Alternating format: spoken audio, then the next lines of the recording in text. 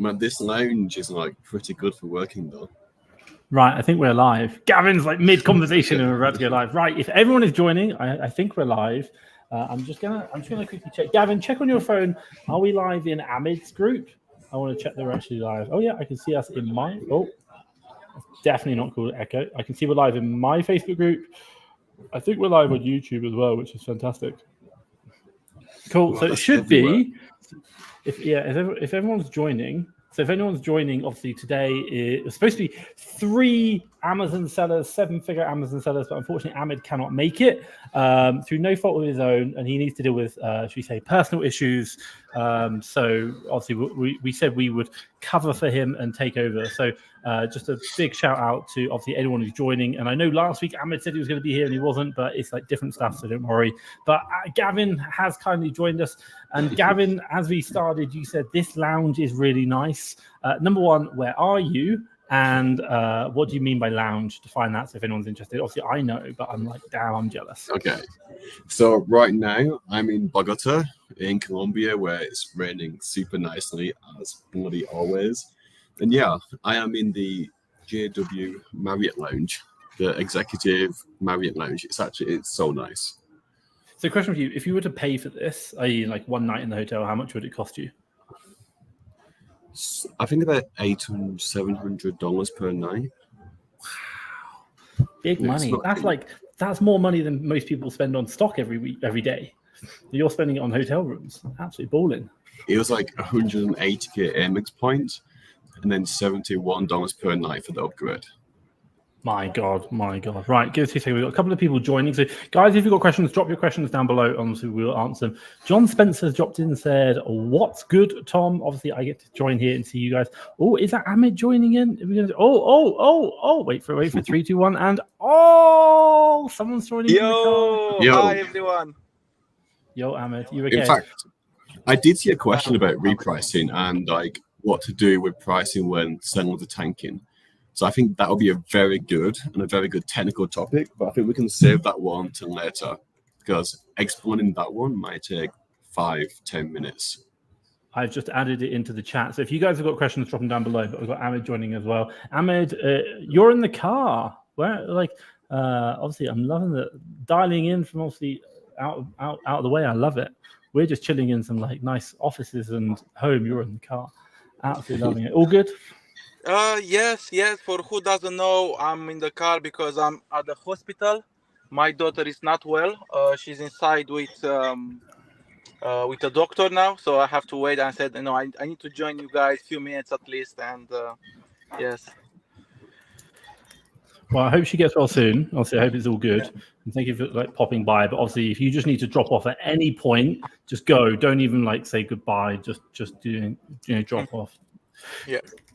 Cool. So we've got a couple of people in. John has said, what's good, Tom? All good to obviously join you guys. John, thanks for joining as well. Vu Tran has come in. Hey, Vu Tran. Where are you from, Vu Tran? Is it Vietnam? It kind of just reminds you of that. Xin chào, em gà không? That's all I know about Vietnamese. Right. It said, hi, everyone. Hi. John has said, what's good, Tom and Gavin's? Obviously, Gavin's here as well. Obviously, we'll find out about Gavin as well. And online arbitrage. Obviously, I'm guessing you do OA, not wholesale. Just a hint there. Hey, how are you? All good. So Gavin, you're in Bogota at the moment, obviously. And guys, if you want to know here, we are here to answer your questions, to help you out and just share. So drop your comments down below. Honestly, really, really happy to help you and answer those. So do drop your comments down. Vutran says, yes, but I'm in the US. Absolutely love it. There's a big Vietnamese community in the US, which I think is absolutely amazing. Brilliant. So nice to meet you. John says, nice to meet you all. Best wishes to your daughter, Ahmed. Completely agree there. So, and same with JGL02. Absolutely love it, JGL02.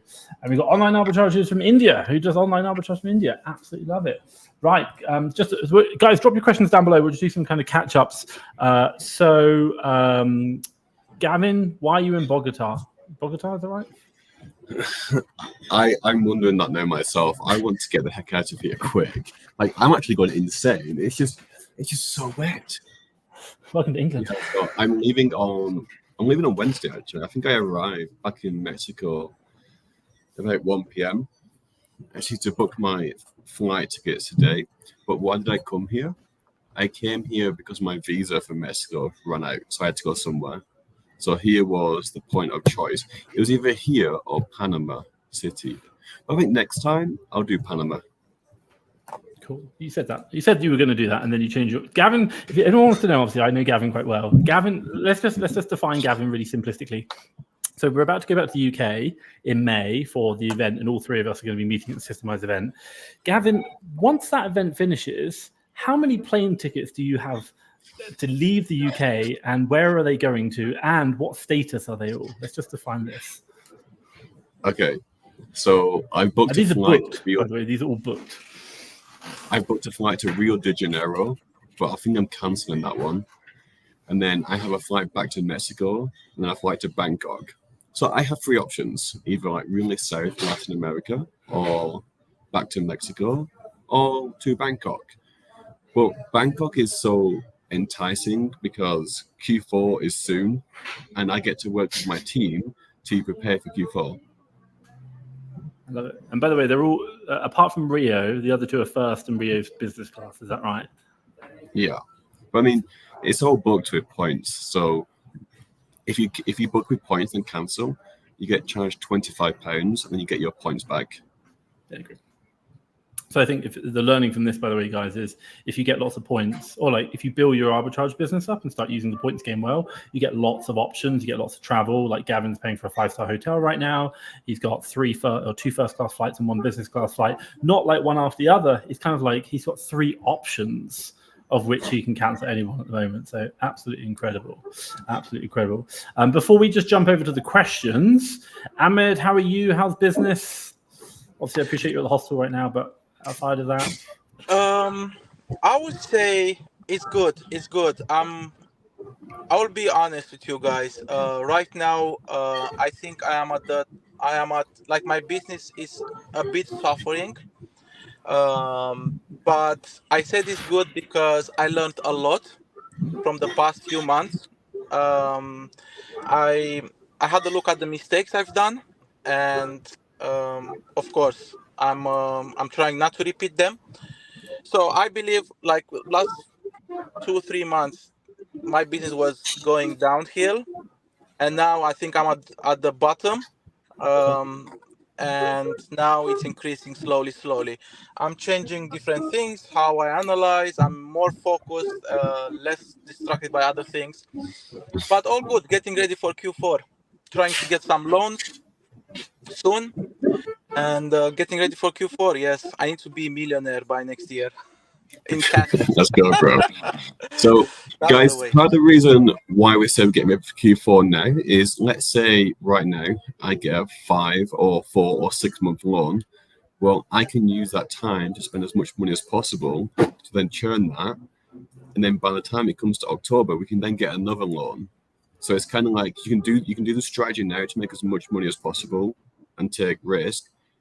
Then by the time it gets to Q4, you have another loan ready. So you're being strategic with your loans, so your cash flow is solid.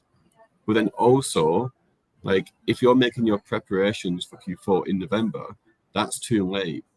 Like last year, I started buying stuff for Q4 around September, maybe even July. So it's kind of like which products do we want to buy, and which products do we want to buy that we can go deep in, that we can sell throughout Q4 and still have stock in January. So a lot of that, especially with wholesale, we need to try and get the stock a bit earlier, because stock becomes a lot more scarce the closer you get to Q4, because the wholesalers have already had their orders for Q4 way before Q4. Yeah, I agree. I think like I think it's a really good point, and I think just always like the time of the year to make money is Q4. So either you're in Q4 making the money, or you're planning for the next Q4. That's the kind of thing that you're really basically saying. So, and again, there are layers to the planning situation: money, staff, operations, standards, filling out new suppliers, new brands. Figuring out, even just buying the products to find out how well they're selling, so that when you go into Q4, the velocity that you're going to need. Maybe if it's like holding stock, not, it wouldn't say holding right now, but like all these things are all part of the equation. So I think it's so important. Within my own business, I still remember it. Gavin and I sat down one day, and I hate to say it, Gavin went through my business, as in like, loading up my SDK, my profit analytics, started looking at all the products and the repricing, was like, what the hell have you done here? Why did you buy that? That was just bad. I was like, and I'm recording videos, and I literally looked at one of those videos and was like, yeah, I analyzed this. It's a bad buy. And Gavin said, were you tired when you did it? And the video started like, right, let's analyze this deal. And I was like, yeah, I was really tired. And I just made a really bad buy. So that was really interesting. And I learned a lot from that. So we've just really started to improve our standards, and I'm much happier now with where we're at. Still a long way to go. It takes time. But again, just like less products that are crashing, less bad buys, all the margins are getting better. We're focusing on, the brands which are working for us. So absolutely love it. Really, really good. So I think that what you said just kind of ties into John Spencer's question, like, what's been your biggest mistakes doing this business? The biggest mistake is, as Tom said, the standards of the business. When you have too much money in the bank, you'll lower your sourcing criteria so you can try and spend more money. But then what you see is your margins will drop, your competition increases, and you're buying at bad prices. So then your business suffers.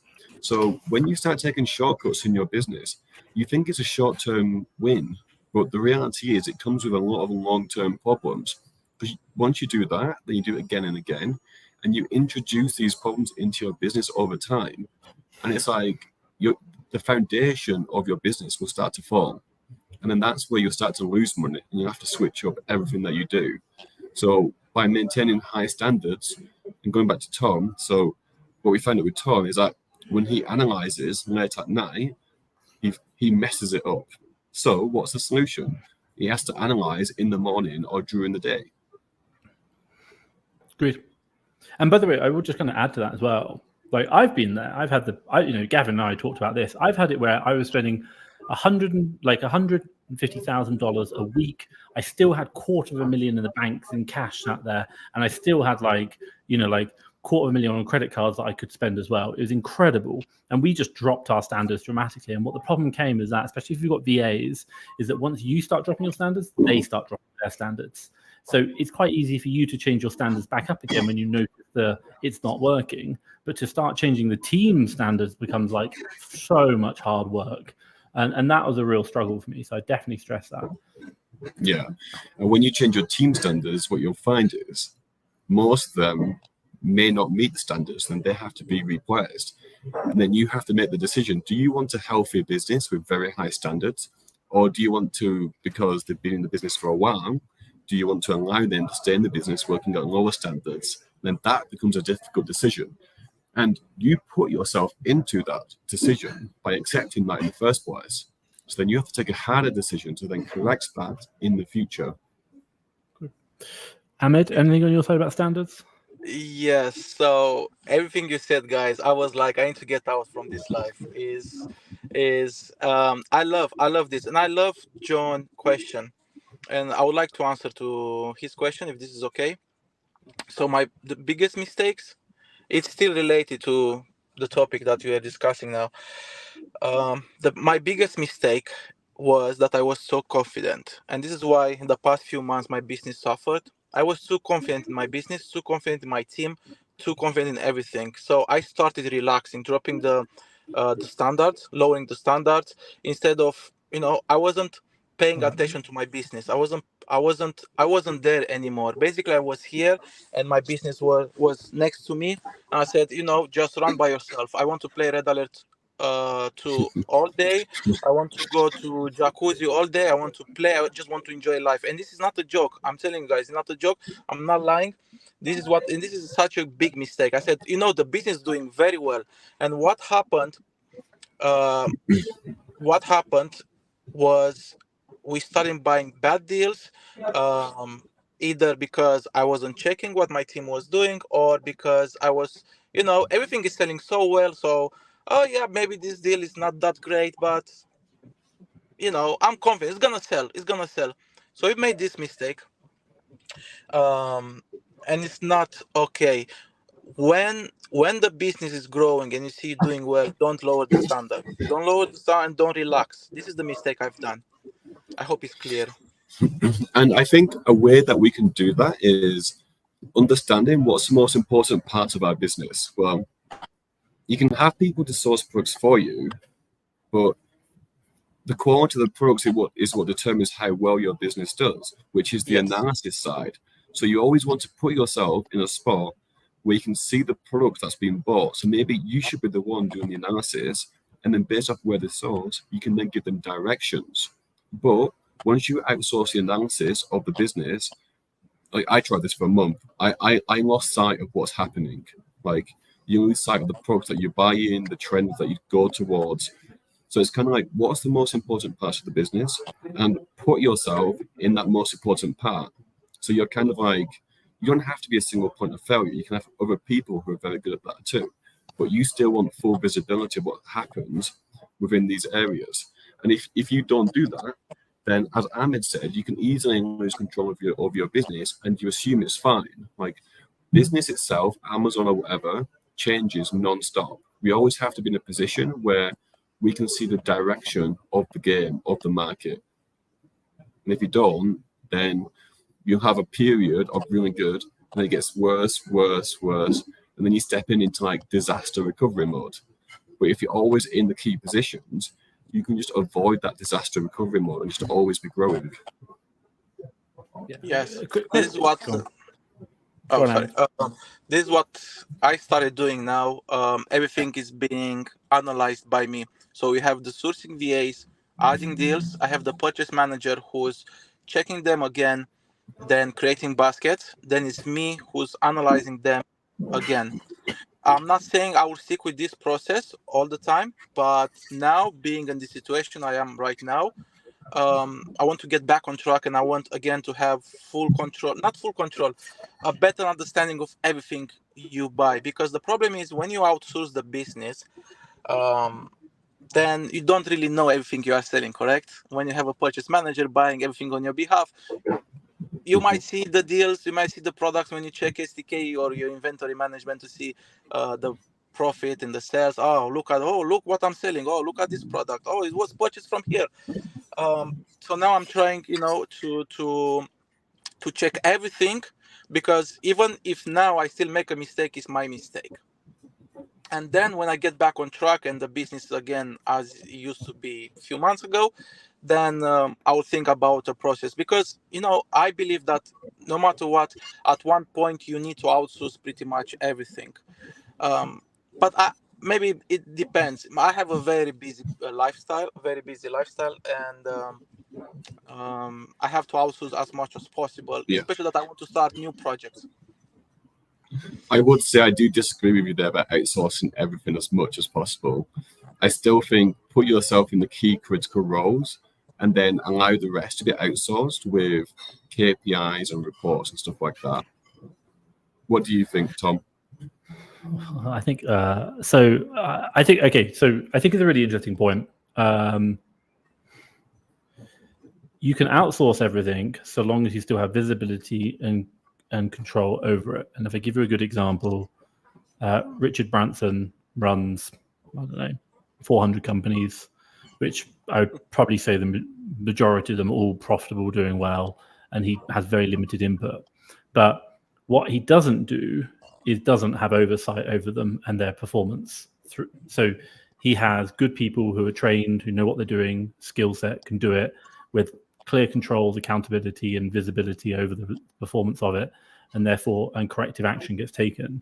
The problem we have, especially as operators, especially where we're starting, we're not Richard Branson, for example, is that we hire someone, maybe they do a good job for a couple of weeks, we're like, cool, now you've got it, and we trust them, which is great, but we don't have those next level controls in place whereby when things start deteriorating, they go wrong. And maybe we do, but the controls are too far down the line. For example, Gavin said it, you check the SDK, you're not checking the purchases. And what you got to realize is that the more you outsource, the more power you're giving to someone else, and the more chance that could go wrong. And so therefore, you've got to have strong, stringent controls in place. And if I talk about in my business, and by the way, and again, I'll come back and say, I'm not perfect. Gavin looked at my business the other day and was like, what the hell were you buying here? Us recording videos increased accountability of the purchasing managers doing it. And we went back and watched those videos that like Gavin said, why are you buying them? And I was like, yeah, I can see why we've done that. And then, yeah, that's wrong in our analysis. Let's stop doing that. So that was really good. But I think at the end of the day, the one thing I do love about business is that there are so many ways to do it. Generally speaking, if you want to get really fast, you're really hands-on, very quick, and you're doing it all. Gavin, you're like that. You pretty much manage everyone very directly. You're involved and you've blown up, and because you have the technical skill set and you can directly point them. Whereas maybe myself and Ahmed, we're a bit more hands-off. Ahmed, obviously the family. Myself, I've got fast track FBA, and we're a bit more like step back. And as a result, when we don't do the checks that we should do to the standard, our business suffers. So, but I think there's no right or wrong way. It's about what works for your life and the way you operate. So I think that's a really important point. And if you want to blow up really quickly, then I'd say, Gavin, your approach is the best. But there will be a limit whereby, we talked about this off air, where like, where's the limit? And I think we're talking like 20, 50 million, which is obviously like, that's a lot of work. But there's no right or wrong. At the end of the day, that's what I love about business. You get to play the game any way you like, and play it how you like, and that works for you. Like Ahmed having a conversation in the car right now. Brilliant. Who else? That's his office. Right, let's jump over some questions because I appreciate a lot of people were here. So I'll kind of fire through. So nice to meet you. So we got where are we going? So how do you guys manage inventory replens? Let's go Ahmed and then over to Gavin. Okay, good question. Quite pretty basic system in my business, but I have a filter created in SellerSnap where I want to see the products which have 10% minimum margin, stock level this, and because when I add a ASIN in my inventory, I add in the SKU the supplier name. So if you go to any inventory management or SellerSnap and you add, for example, Smigel, it will SellerSnap is going to show you all the ASINs which have the in SKU have the name Smigel, right? And then with some filters, 10% ROI or whatever, then this is how I replenish. Quite pretty basic, I would say. And I always try to replenish the top 20 products which brings the most money in the business. Gavin? Okay. So for me, again, I use SellerSnap views, and when looking at the sales velocity alongside the margin. So on a base level, it's like if it sells one product and it's every 5 days, we consider that to be something to be reviewed. But we obviously sort it from the fastest selling items first, so we get a clear view of like which items are selling the fastest. Then we look at replanning those. But obviously, this does miss a lot of like the slower sellers but higher margin. So what we also do is we scan through the STK, just looking through the orders page for the day, and we just look at how it's selling. And then you have the last 7 days in STK as well. So we use a combination of STK and SellerSnap, and it lets us catch most listings. We probably do miss some. I don't think we're perfect in that regard, but it also comes down to like stock availability. Although for myself, what I happen is that when we're sourcing through new leads lists, we're typically coming across the same items over and over again.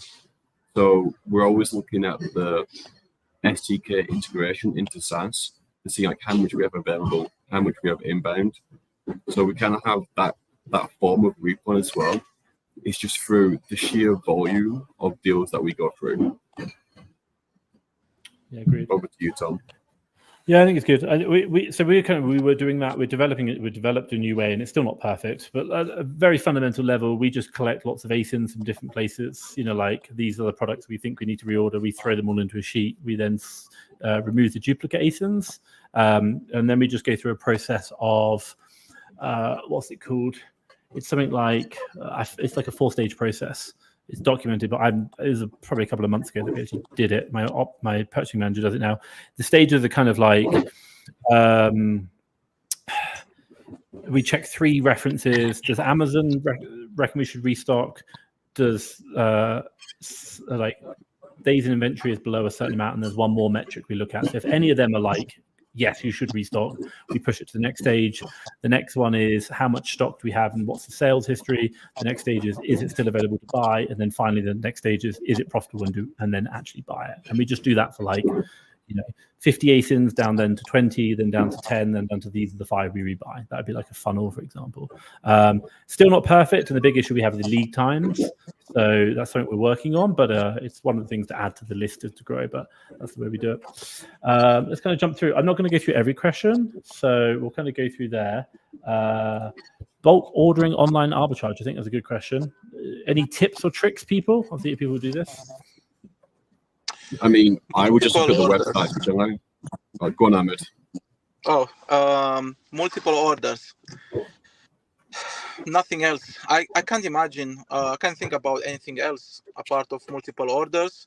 And I guess I believe that you get to a point where you understand the retail stores. You understand how much you can buy. For example, you have boots. Everyone knows the maximum you can buy per ASIN is 6 units, correct?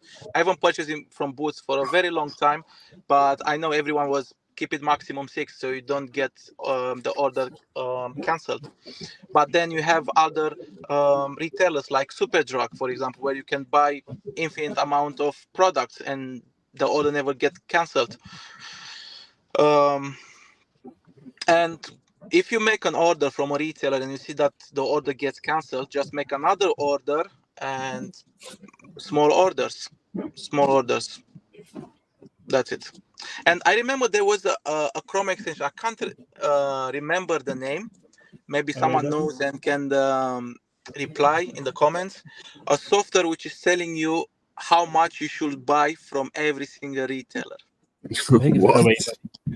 Yeah, it's OA Buddy in the US. I think it's OA Buddy. Yes. Yeah. It's okay. That's crazy. I've never used it. I know some people have. It's okay. Like, it's helpful. Yeah, I never use it, so yeah. Gavin? Like, for me, it's a case of which stores will allow me to book purchase. And if I create lots and lots of orders just by, like, for example, if it has a max order limit of 5, if I can just put through more orders, then it goes through fine, delivers, then I'm absolutely happy with that. But, like, if I'm fighting the website all the time, then unless that margin is like really, really damn high, then it's just not worth your time. Because ultimately, where you are right now is not where you want to be in 6 months. You want to be doing a lot better. So if you're fighting the website for 15, 20% margin, which could be like 30 or 40% ROI, is that really worth it?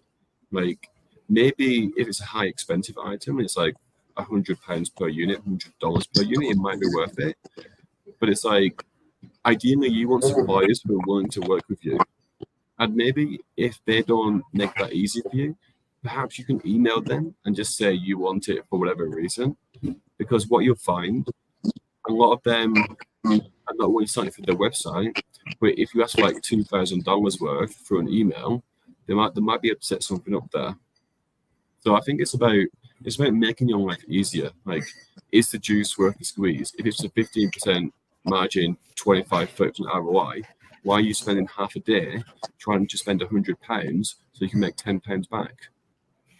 That's another tip is, I used to do this before when I was doing online arbitrage.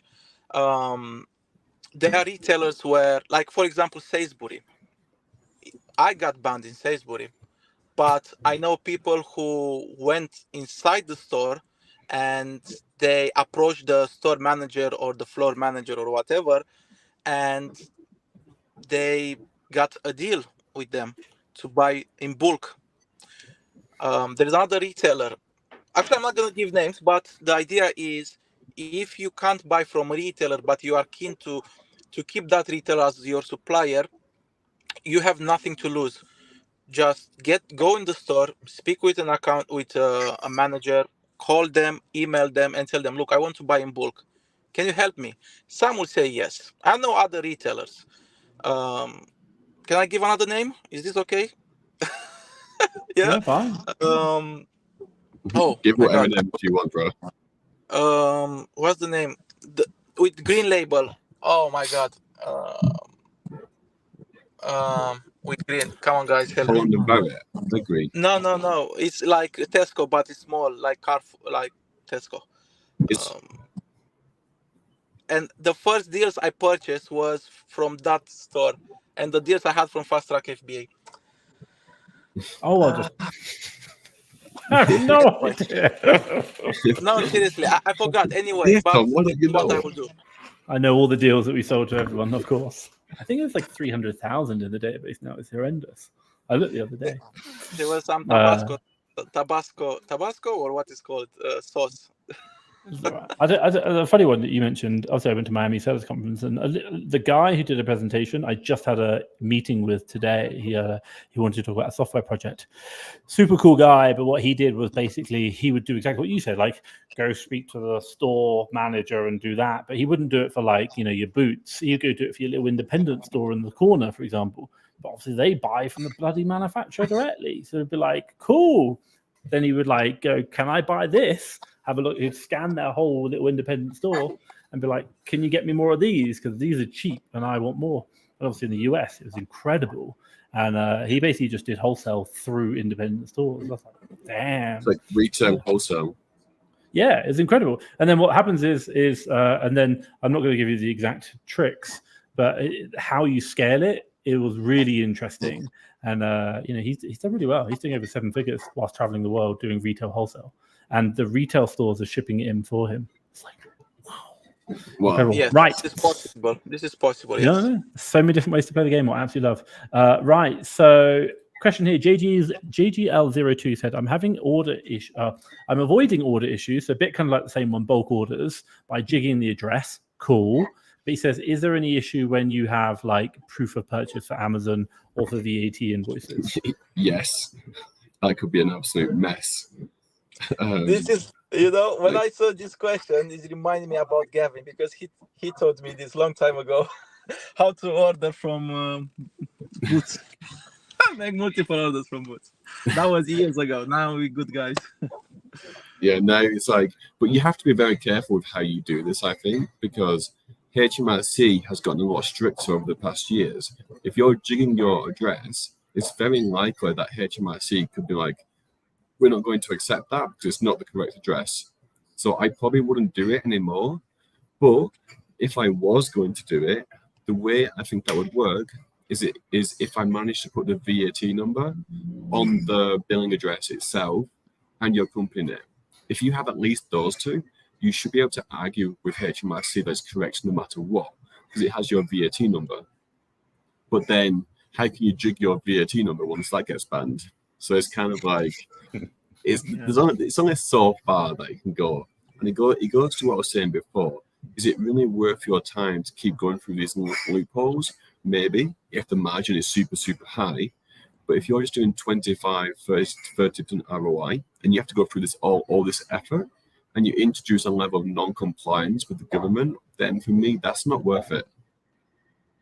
Because you can't scale, like you can't scale non-compliance, can you? It's like it might work today, but tomorrow it's not going to work, because as my business gets bigger, I'm increasing more and more risk, and our job is to decrease risk as we scale, not increase it.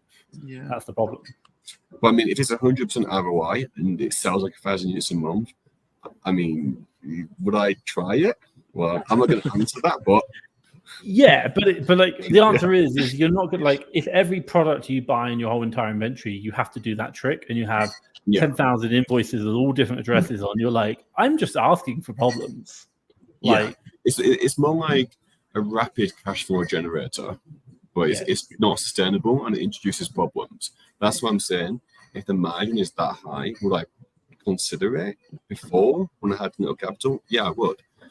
But it's like for 30% ROI, is it worth it? Not really.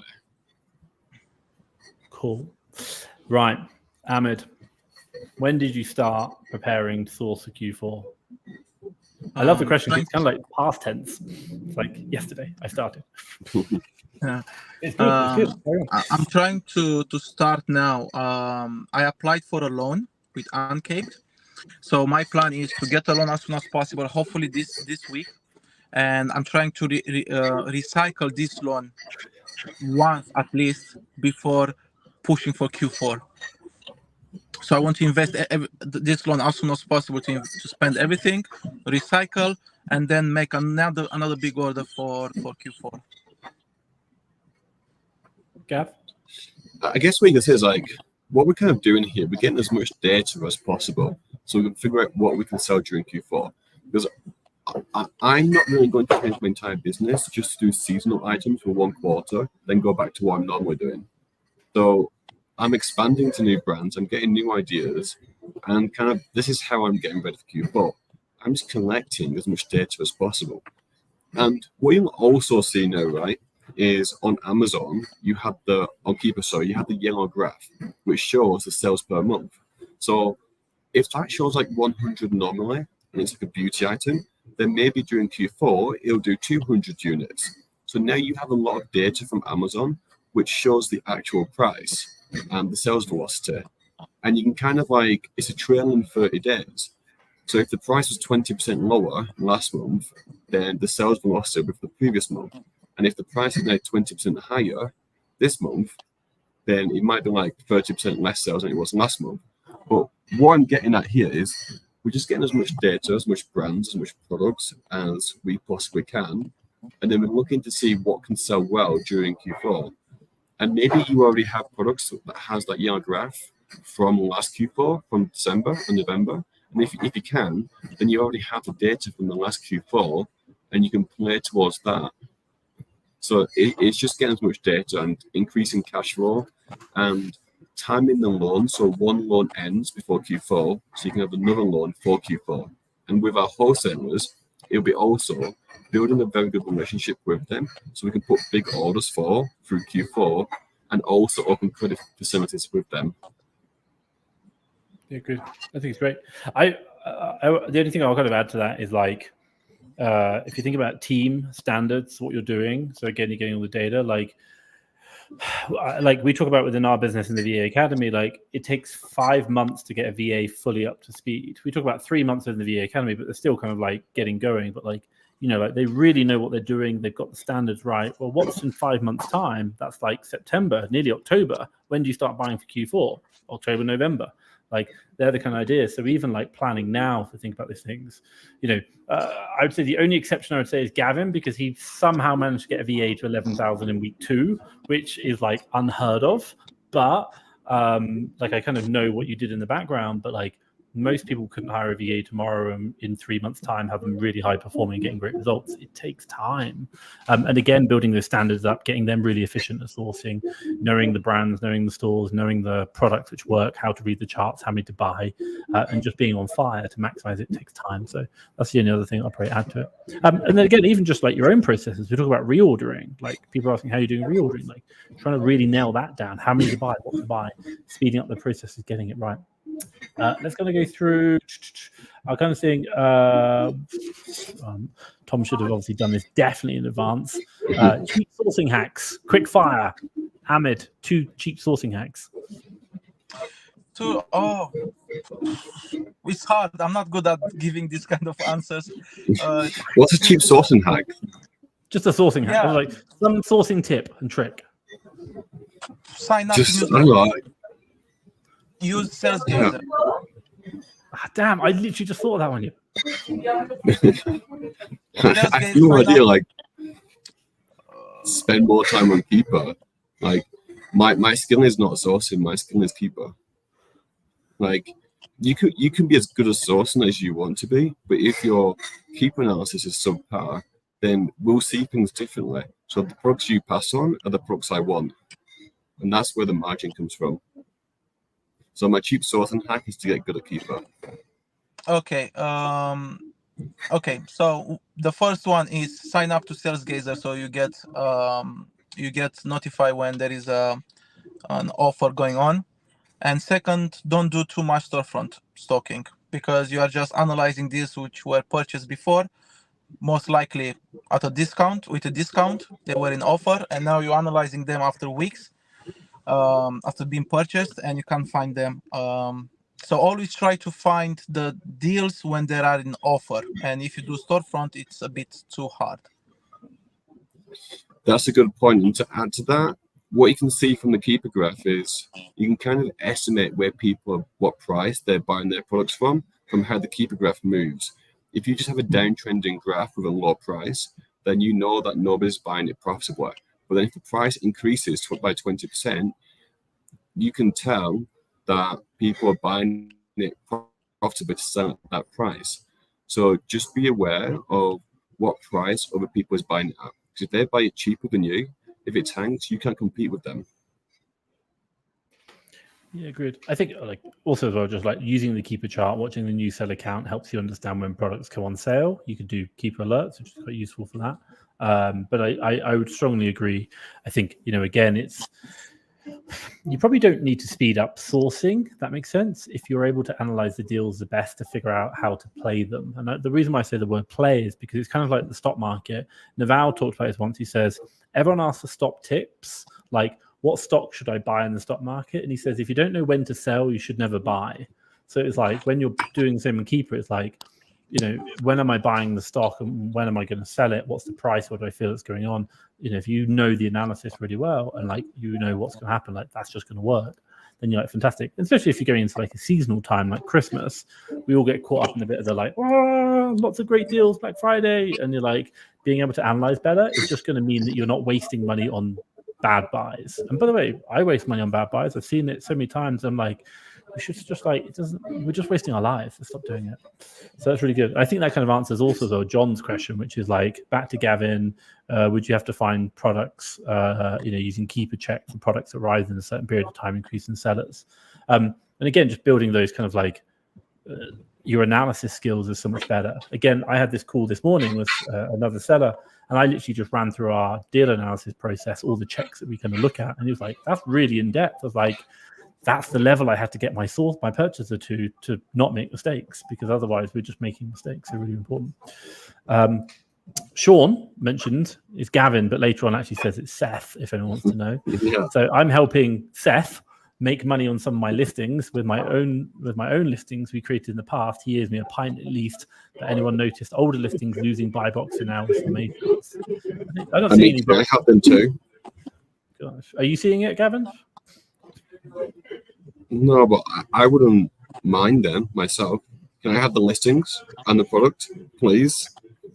I mean, you've already mentioned my name. Yeah, he's like, no, it's Seth. It's not Gavin. Absolutely fine. Yeah, and Sean was basically creating one brand. So he's doing like unique listings, creating one new listing, bundles, for example, from the VA. And I've forgotten her name. I interviewed her myself. She's one of the VAs that I interviewed 4 years ago. I remember her vividly. Really, really good girl. Yeah, 5 years ago, actually. Absolutely brilliant. Listing career. Absolutely brilliant. So question for you. What about creating bundles? You guys are obviously big sellers. Everyone, a lot of people do talk about bundles right now. Or they have talked about them for a while. Are you guys doing bundles? Do you recommend it? What are your thoughts? I tried something, but it's not really for me. It's a great business idea. I have close friends who are smashing it. Only unique bundles. They were doing wholesale, online arbitrage. Unique bundles is still online arbitrage and wholesale, but you create your own listings under your own brand, and it's only you there. You can issue IP claims and IPs on others and things like this. But if you really like it, then I would recommend to anyone. I've seen with my own eyes people making 6 figures only from unique bundles. And they're not fighting with anyone, maybe with other competitors on different listings, but not on the same listing. Competitors who are creating the same or similar bundles. But it's a great business model, definitely. Gav? I don't know. Like, I just choose one thing and then get good at that. So because of that, I have no interest in brand registry, trademark, bundles, whatever. Like, I know what I'm good at, and that's where my focus is. So I follow the money, and that's it. I follow the money in regards to what I already do. I'm not going to do a 180 U-turn and just start learning this completely new, different thing. Because for me, it's like, how can I make an extra $5,000 a month? How can I make an extra $10,000 a month on top of what I'm already doing? And the amount of effort to go down brand registry is like 100 times higher than what I'm doing right now. Yeah, I agree. It's kind of like I remember when I was in the UK and everyone was talking about EFN, and we turned EFN off. This is European Fulfillment Network, and our revenue went up. They were like, "What? You're selling in less places and you're making more money?" I was like, "Yeah, because we're just focusing on doing one thing over and over and over again." And I think that's really important. Like, just selling on Amazon is hard enough. Like, honestly, me, Ahmed, and Gavin are sitting here. Like, we've been sitting for like, I don't know, maybe like cumulative 20 years.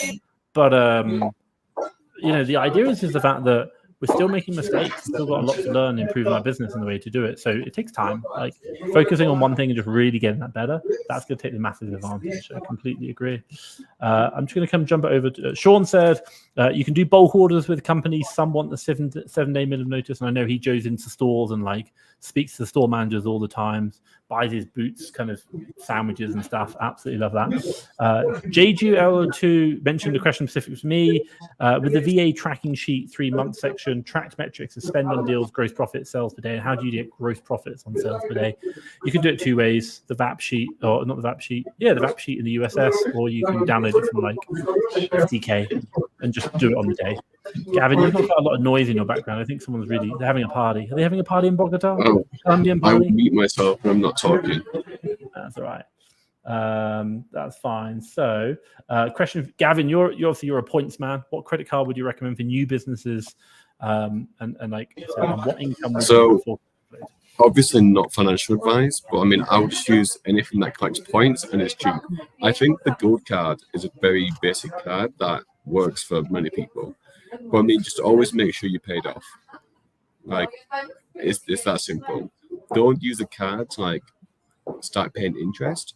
Just only spend the money that you do have, so that, or the money that could be coming in, so that way you're not putting yourself into like a dodgy situation, especially if you don't have much experience with credit cards. You want to keep it as simple as possible, and then you can consider making things more complex once you get more experience, right? Ahmed? Yes. As credit cards, I recommend American Express, of course, like everyone else. Capital on top, which is a bit harder to get it. And as Gavin said, be careful how you use it, because if you end up paying interest, the interest is over 30% monthly, right? 30% per month, if I'm not wrong, which is high. So if you are careful, yes. If you don't know how to manage your credit card, better just put it in the oven and turn the oven on and get rid of it. Sorry, language. You're right.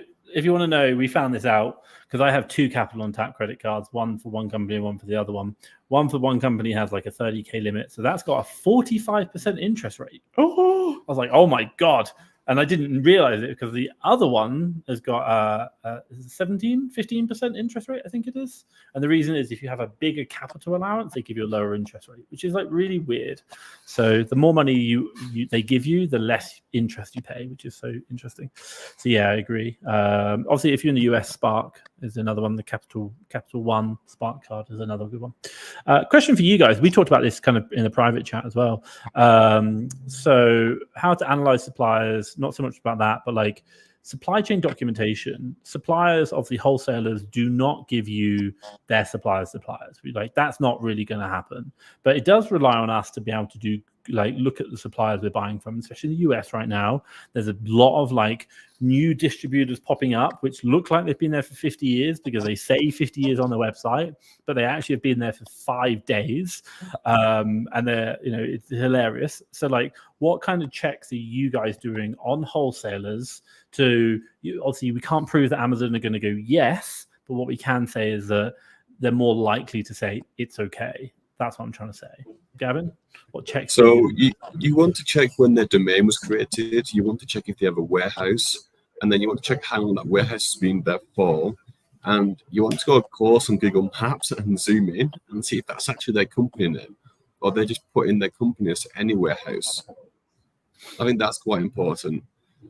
Or then you can also check to see if they have a Drum and Broad Street number, DNB. Check their DNB number. But ultimately, I'm looking for proof that that company has existed for a long period of time. And then you can also ask them for references, like who have they previously supplied to? That is like a big retailer, and can they give like any kind of proof of that? Because really, what we're looking for is that this wholesaler, distributor, whatever, they've been established for like well over 10 years. Like if they're like a distributor for like 5 years, I still don't fully trust them unless they supply to like some massive brand names, or if they're listed as an authorized distributor. Because typically in US, what you find is like a lot of products go through like what I would call path to path. So it goes from like one point to another point to another point, and at some point that will reach you. And another thing, when you do finally scan their price list, if all their prices are too good, like if all their prices are too good, that's a massive red flag. Or if they're like a small distributor, right? If they're a small distributor, but they have like 300 grand of one UPC, EN, whatever, it's like, how did they get that much stock? They're such a small place, they're brand new. How can they receive that much stock? So you can look at the Amazon listings and where else this stock is supplied to, and then look at the competition. Look at how much stock they have. Because if this is like a new supplier with like 200 grand of one stock for like one UPC, but then on Amazon, you only see people with like 1 grand, 2 grand, 3 grand, 4 grand, but it sells like 20,000 a month. How is it possible that this wholesaler has so much stock, but this listing's history does not show that level of stock from the main sellers? So you kind of like, you're looking at things if the story, if the picture itself makes sense. Because if there's any patterns where it's like, it's a bit dodgy, then it probably is a little bit dodgy. It's kind of like reading a keeper chart, isn't it? You know, you're trying to read the story of the product, and if it's like, oh, it's look at the profit today, it's amazing, we're going to make 100% ROI, and then you look at the history and go, this doesn't, like, today it's selling 1,000 units a month, but 1 week ago it wasn't even selling at all. Like, has it blown up on TikTok? No. Okay, well, like, I don't trust the data. Like, you would do that with a product on Keeper. You've got to do the same thing with your suppliers. Ahmed, you did a really good trick. You said, like, the one I loved, you said, I'm just going to share it and we'll steal your thunder. Get on the phone with them, you know, be really nice, and then say, hey, I want to come down for a visit. I'd love to meet you guys. You sound really good. And then see what they do. And if they're like, yeah, come down, they're probably going to be legit. But if they don't, then obviously it's going to be like, if they're trying to deflect, then you're like, something doesn't feel right. Does that sound right? Or did I get it right? Yes, that's correct. I've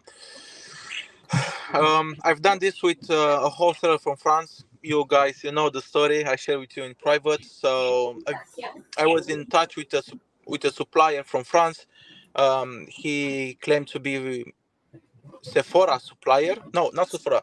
The wholesale department of Sephora. They've sent the price list. When I checked the price list, the first red flag, the prices were too good to be truth. So that was the first red flag. Then I checked that company on LinkedIn. No, the name, because he claimed to be from Sephora. I checked that name on LinkedIn. Doesn't exist. Very important is to check if that supplier is on LinkedIn or on social media, because I believe all the big companies are on social media, at least on LinkedIn. You need to find someone who works for that company on LinkedIn. That's impossible. And then I said, I want to come and visit you. And when I've done this, no more replies. However, I still sent someone to have a look at that location, and it was an empty place. So very important is check if they're on LinkedIn as a company or as members of that company. Check on Google Maps. You need to see the physical, the real warehouse. Then I'm trying to say something that it wasn't mentioned. These two. Social media is very, very good way to find the legitimacy of a company. Yes. Yeah, I think what was interesting about that one as well is that we looked at the domain name of the company. Obviously, they've been around for God knows how long, but they looked at the domain name from the email and it registered like 5 months ago. And you're like, huh? Yeah. Like, if this is a big brand company, why are they just registered his email like 5 months ago? Like, that's a big lie. Another thing is, if they reach out to you on Telegram, if it's a Telegram wholesale deal, you're being scammed. I think Like- if they just reach out to you, period, you're probably being scammed, aren't they? Like, Yeah, unless they have like massive credibility behind them. Like, yeah, if they reach, because the reality is, we're not big sellers, really. We're do nothing. like a few Nothing. million. We do a few million a year. So why would a billion-dollar company want to reach out to us? Like, if someone reaches out, like Telegram, Instagram, I've been reached out on like all sorts of platforms. I'm just like, I'm definitely not buying from you. It's just not worth the risk. There's like a 0.001% there, legit. I'm the Nigerian prince with $1 billion to deposit in your bank account. That's the way. I absolutely love it. However, Right, go for it. in Europe, expect suppliers to reach out to you. In Europe, it happens. Let's jump over to lending companies, UK lending companies. Seller's Gavin, fee, you've done a lot in UK. Who, Ahmed? Sorry, seller's fee, uncaped, Wayflyer. I know. So from my point of view, I always think it's best to look at the risk that's associated with each lending company. Like, we've seen that Amazon will hand out Section 3 emails, all this kind of stuff. So if your company is in jeopardy, then which loan provider is willing to work with you? And I think that would depend on the terms. So if a loan has a personal guarantee, it's always on you to give them the money back no matter what. If it's an unsecured loan, then it's on the business. There's no personal guarantee against you. So you have a level of protection that's higher. So in that case, I would always suggest an unsecured loan, but then you're paying higher fees. So you're balancing the risk of this loan. But for me, I like to play it more safe, because if I take a Wayflyer loan, then the risk is not on me. The risk is on Wayflyer. Obviously, I have no intention to ever get banned. I'm going to do Gavin. and I always have done. Gavin, Yeah. Wayflyer members are in the are watching this, are in the group. Believe me, I know this. Yeah, Wayflyer loans are the best loans. Affiliate link down below. Something like that. Mention them in. No, but it's like, Just be mindful, there's risk in business. Yeah, it puts you in a situation though where at least a loan provider will work with you. Because I'm sure that Ahmed had issues recently, and the loan provider was just expecting Ahmed to get it sorted. And I don't see that as working with you. They're not coming up with a solution with you to help resolve that. They're just putting all responsibility on you. But when you take a loan, yes, the risk is on you, but there should always be a level of risk on the loan provider, because they're making the decision to give you a loan. So it's a two-way mutual contract. Like, you give me this money, I give you this money back and profit, right? So I always think it's important to have a loan provider that will work with you. And this is why I like Wayflyer, because they do. Seller's fee is secured loan. When I had issues in December where I was sued by a company in the United States, I had all my funds frozen.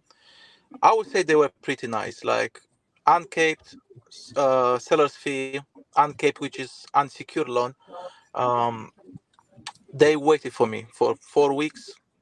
They said, okay, we understand. I had to show them the proof that I have all my funds frozen, but they're okay. But of course, everything with a limitation. I don't think they will wait for 2 or 3 months. Maybe, I don't know. But if possible, go for unsecured loans. Or if you really have no other option and you really need a loan and it's secured, just don't go too deep. Just keep it low. So here's a question, right? So you have a business loan that has a personal guarantee. They're going to offer you £20,000. So if it has a personal guarantee, it's a business loan, £20,000, and it has like 15% APR. But then what if you get offered a personal loan for £20,000 with 10% APR? So in these scenarios, is it better to take the personal loan if the business loan has a personal guarantee anyway? So I don't know the answer. I'm just asking questions. I think it's different because it's where the credit line falls on. So if you take the personal loan, then it would sit on your own credit rating. Whereas if you took the business loan, it still sit on the business credit rating. And they have different impacts. So, and it's more. I understand what you're saying because of where if it goes wrong is this, but then what they're really and like what you'll probably find is you'll get bigger loan amounts with personal guarantees because the risk is lower. And at the end of the day, all they're doing is managing risk.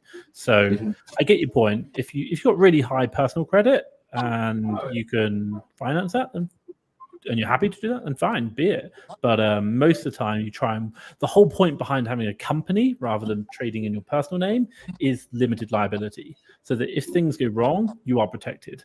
And when you start, if there's a personal guarantee, you're not protected. Yeah, and that's the thing, and that's why you got to be really careful. Like Capital on Tap has a personal guarantee, so you need to be careful on that one as well. Right, we could be here forever. So lots of just shows guys as well. Like it doesn't matter where you are in your business, there is always new stuff to learn. Like.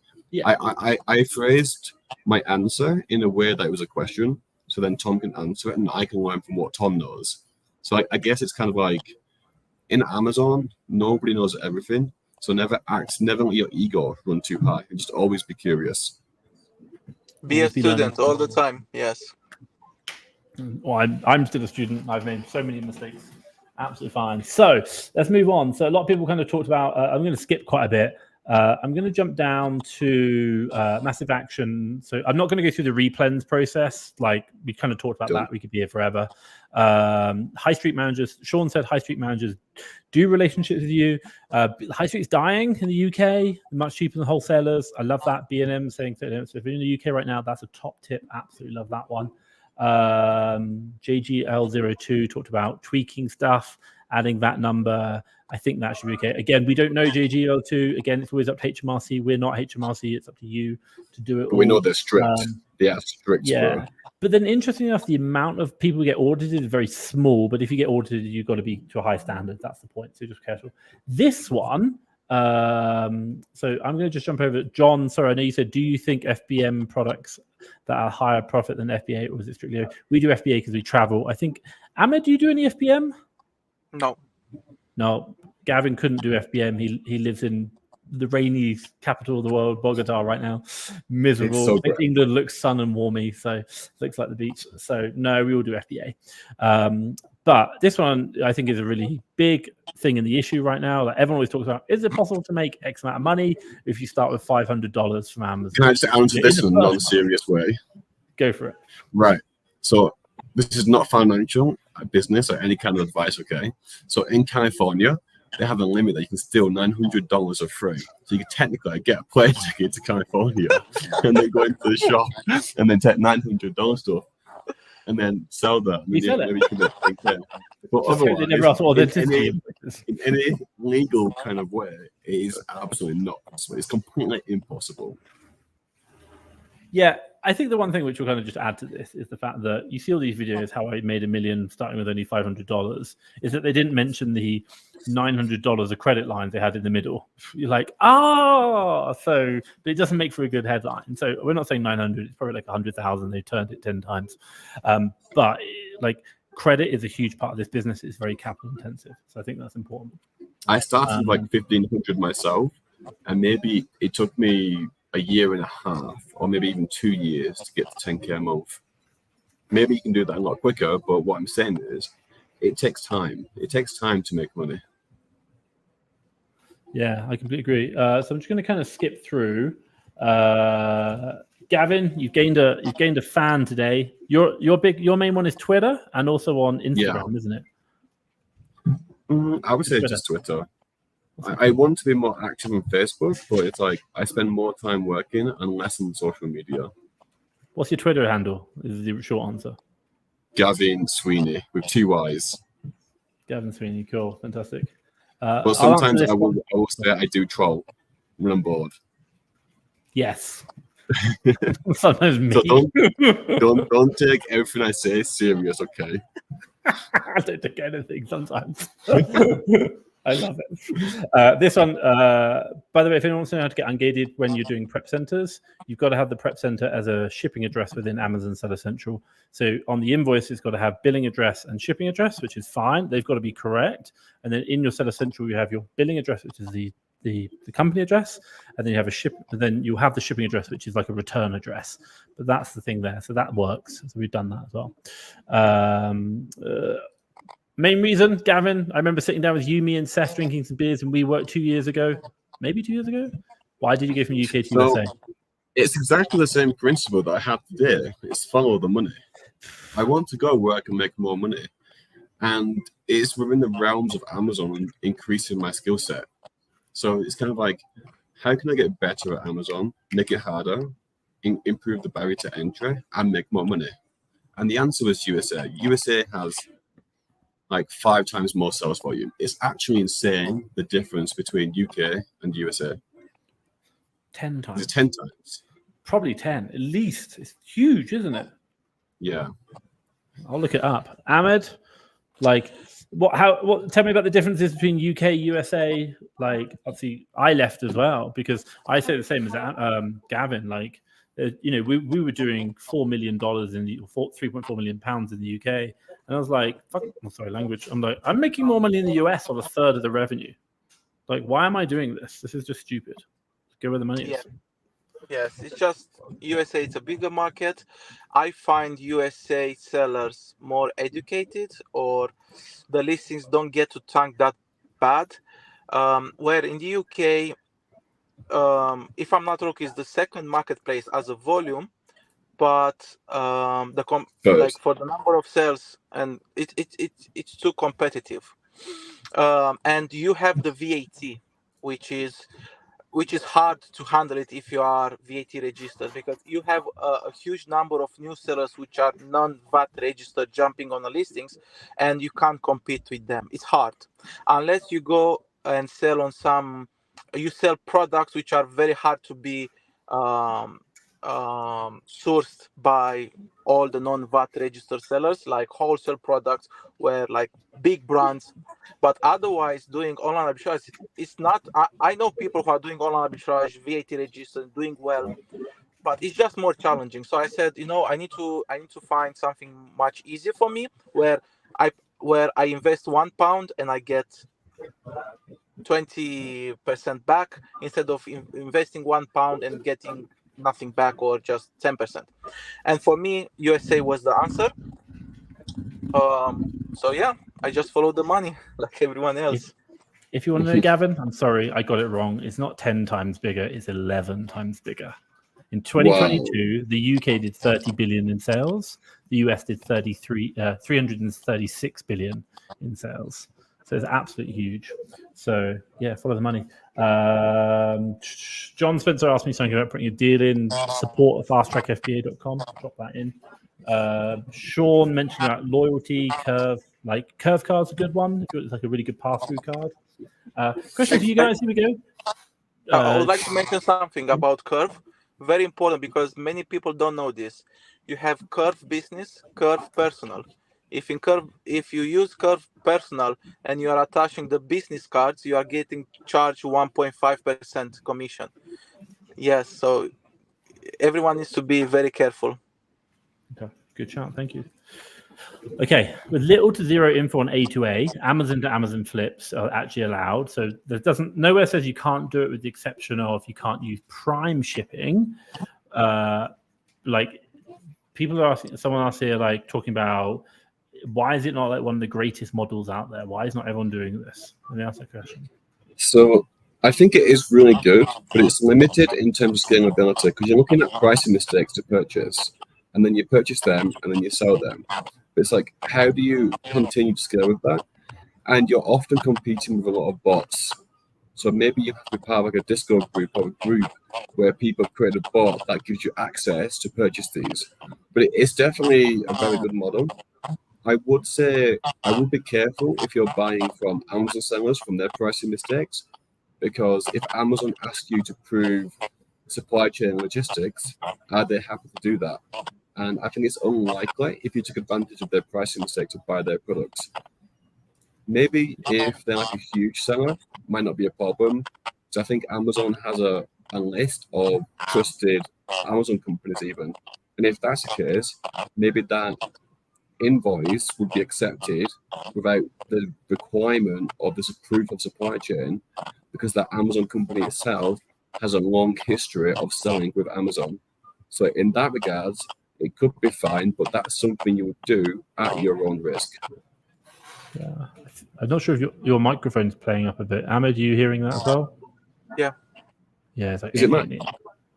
Yeah, it could be like background noise, or it could even be, I don't know. We'll figure it out. Right, we've got 5 minutes, and then we're going to call it a day because Tom needs to have some food. He's been to the gym today, and he's getting a bit hangry.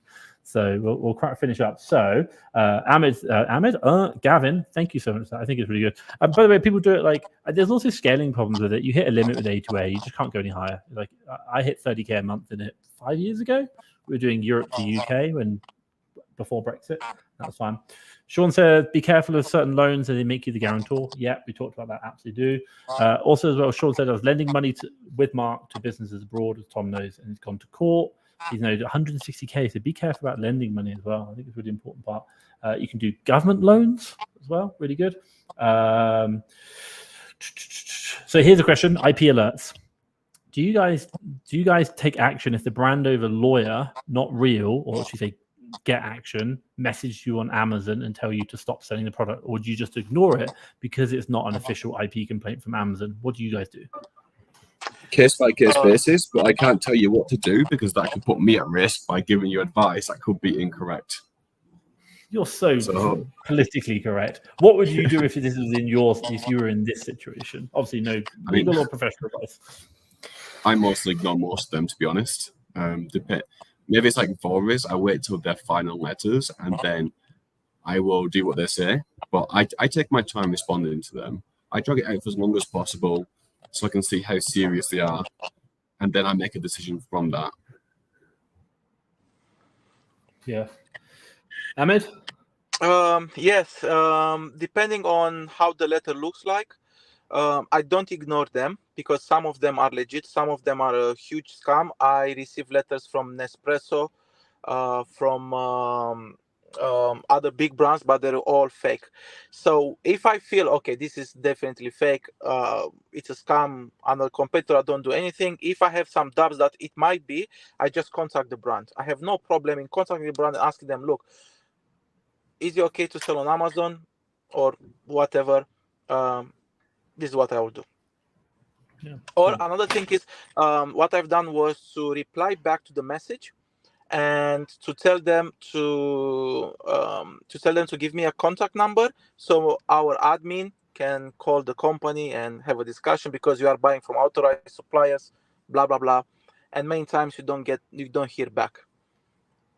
We also use Seller Basics, so we just forward it on to them and go, do we need to be worried? And most of the time they're like, we've never seen any legal action taken, so I think you're okay. And obviously you can tell if Amazon's IP complaints, so that's quite easy. I'm going to kind of skip through because we've only got a few more minutes. US question. Currently doing 25 to 30K a month in sales on Amazon UK. JGL02, well done, massive respect. Transition to USA, when, at what point? These questions are always so difficult to answer. It's like, what's your risk tolerance? But I would say minimum you want $60,000 to $70,000 to jump into it. But then you're risking ending one business to start another business, and it's kind of like you have to understand that you're going from like level 5 back to level 1, and then you have to work your way up again because it's a new market. It's completely different. So, are you willing to work like as if you first started working on Amazon to get to where you are now and then continue to grow? Because then it's not only the Amazon side, you then have to deal with different legalities, like different tax, the CPA is more expensive, expenses in USA are more expensive in general. So I definitely think it's the right move for most Amazon sellers at some point, but it's like, are you willing to put in the work? I just mentioned there that Gavin got fined $25,000 for not ticking a box on a form, which he just got overturned a year later. That's the kind of things we're talking about. Like, it's not easy. Ahmed, thoughts? Yes, it depends. It's a very broad question. No one can tell you exactly when you should start. I would say, do you have more money and you don't have deals to buy in the UK? If that's the problem, okay, you can look into other marketplace. But before doing anything, make sure you understand the marketplace. It's really hard to answer this question. And do you have funds to invest? Because if you are doing 25 to 30K in the UK and you only have like 5K to start in the USA, but you don't have any knowledge about the brands and where to buy from, and another problem that the UK sellers have in the UK is if you do online arbitrage, you're gonna have a lot of headache, right? With orders cancelled. Let's say you go for wholesale, you go for wholesale. But again, I go back to the first question. Do you have enough money? Do you have money to spend and don't have deals? If yes, then okay, you might look into USA. But still, 25 to 30K revenue, I don't think it's too early to jump into another marketplace, I would say. Another thing, like, how are you going to transition the money from the UK marketplace to the USA marketplace? Are you going to immediately stop? Like, I think Ahmed's right. You need more capital first. But it's like also like, are you going to immediately stop the UK? Like, you still have capital there. So it's not like you have 60K available capital for the USA. So you have to think about how that transition will work. And then if you're full-time Amazon or you need the money from Amazon to live, how are you then going to do that? Because if you're transitioning to the USA marketplace, you're looking at another 6 to 12 months before you can take money out of the business again. Yeah, good. Like, if you're going to do a Gavin, it's called shut down one and it's get all the money out as quickly as possible and then move over to the next one. But even starting in Amazon USA takes time. I remember just getting the item took me 3 months. I was like, oh my God, this is horrendous. So it takes time. It takes a lot of money. My accountants are $1,000 a month, people. $1,000 a month. That's the starting rate. It's like, oh, I just want to die. So be mindful, it's more expensive. Right. Final question of the day. What do you guys think about testing products buying from Temu or Shein, as they are fast delivery? Banned in 10 seconds. Ahmed, would you buy from Temu and Shein? No, I don't even know what is Shein. Temu, no, definitely not. They're like they're like the Alibaba, but now designed to ship from China directly to UK. No, I only know how to sell. Like, I'm only selling known brands. I never sold anything like non-branded products, so I don't know how it works. Sorry. So Temu make it look like they're selling the branded products, or maybe some brands in China. Don't do it. Do not do it at all. And again, we come back to Gavin's point. He talked about the wholesalers. If the pricing looks generally too good to be true, like you're making insane margins, then I would probably be like, it probably is. You've got to be really careful. So the answer is no, do not do it at all. So final one, JDL02 said, thanks, guys. And on that note, I would like to say thank you to Gavin and Ahmed for joining me. And I wish, obviously, thank you everyone else for joining us as well. How many people were listening? So we went anywhere between like 50 up to about 30 throughout the stream. And then we'll probably get like another 300 on the view. So yeah, it's a good amount. So yeah, very happy. Cool.